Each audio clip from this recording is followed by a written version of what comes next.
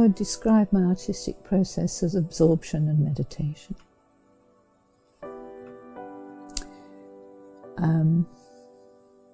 To lose oneself completely in any process really becomes a meditation.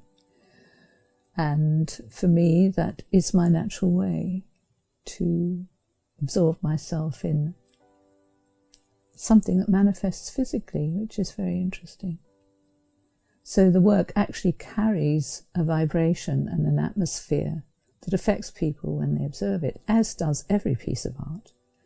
But it depends so much on where the artist is coming from.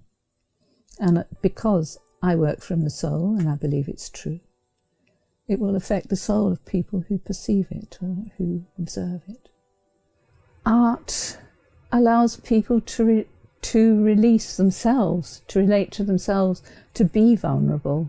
And that's why the whole idea of entering one's inner space means that you have to become vulnerable. And I think that's fundamental to our creative existence. The capacity to be vulnerable means that one can create a situation where one can be guided. And this is not a mental process, it's not an intellectual exercise. It is something that one has to enter with one's inner self and allow oneself to be guided. The link between vulnerability and creativity is absolutely fundamental to my work and to my expression as a human being, as an artist. And it's very, very unusual and always has been. Now, with the growing awareness of the importance of the capacity to be vulnerable, it's becoming less unusual, but it always has been my natural way to work, and it is through the feminine. It's not through the masculine, which controls and structures. It's a different way of working.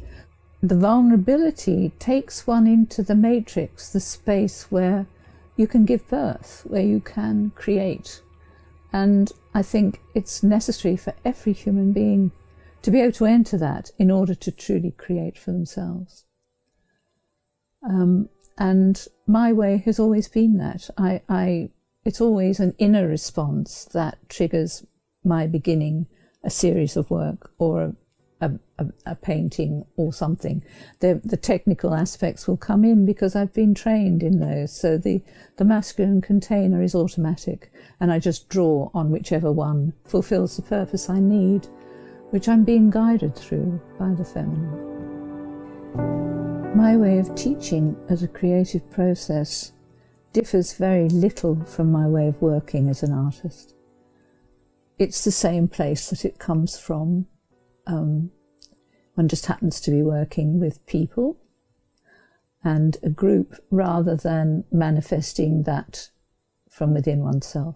This way of working is important to me because it has a reality, and I see transformations take place that change people for the rest of their life within a period of 2 days. And it's profound. And every time a different group of people come together, it's a different experience, so it's never boring. And I'm as delighted to see what goes on as anyone else. I don't teach technique in this context. There's nothing wrong with technical drawing, but it is a very mental process, and it's very structured mentally. So the whole aim of this way of drawing is to help people to enter the feminine, to trust, to become vulnerable, to be guided, to allow their unconscious to speak so that they can move through the resistance to a purer place within themselves. The purpose and function of my art and my teaching is to channel a particular energy which affects people. This particular energy is love. It may bring about transformations. It may fill them with upset and anxiety. It may have all sorts of effects. But for me, that's where the reality lies. And when I'm connected to that, it creates the most wonderful atmosphere. The greatest thing one could expect to communicate about the work